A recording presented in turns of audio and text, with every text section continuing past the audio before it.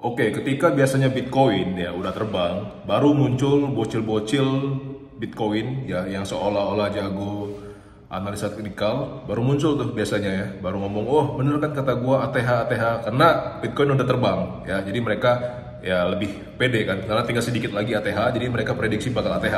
Ya, tetapi gua mau tunjukin ke kalian bahwa gua udah prediksi semua ini ya, bahkan hasil pemilu sebelum hari hanya, gua udah prediksi.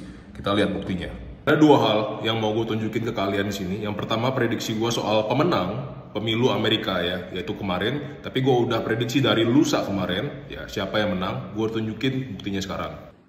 Ya ini tanggal 6 November ya, dan udah jelas diumumkan bahwa Trump yang menang. Dan tanggal 4 November, satu hari ya sebelum US election, sebelum pemilunya mulai, gue bikin story ini. Ya teman-teman lihat sendiri nih. Oke. Kalian baca di bagian ini. Also, if you're asking, Trump's going to win. Ya, gue bilang secara definite ya, secara pasti bahwa Trump yang akan menang.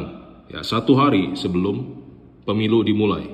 That's not all. Ya. Yang kedua, itu gue prediksi bahwa dolar itu akan menguat setelah US election. Dan itu gue prediksi dari bulan Agustus ya. Jadi bukan dekat-dekat ini. Gue udah prediksi dari bulan Agustus. Kita lihat buktinya. Oke, ini sekarang gue buka story gue tanggal 11 Agustus ya. Lihat apa yang gue tulis di sini. Ya, dolar masih akan bearish untuk sementara waktu ya. Di bulan Agustus kan dia masih bearish. At least sampai US election akhir tahun nanti yaitu November.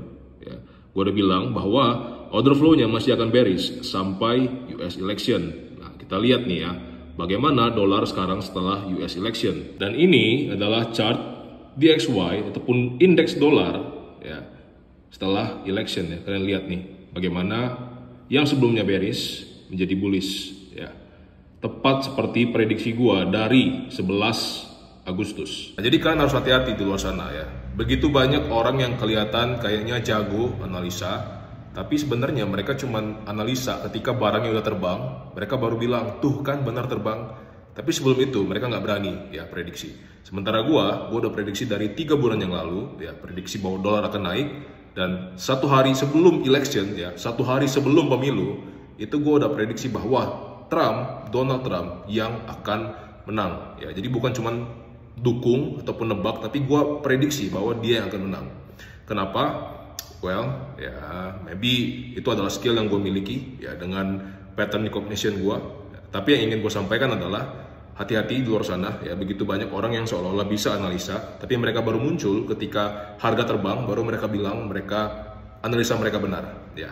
Dan dengan menangnya Trump ya, ini gue kasih kalian kisi-kisi, dolar akan terus menguat, termasuk juga indeks di saham ya, Nasdaq dan sebagainya juga akan terbang terus.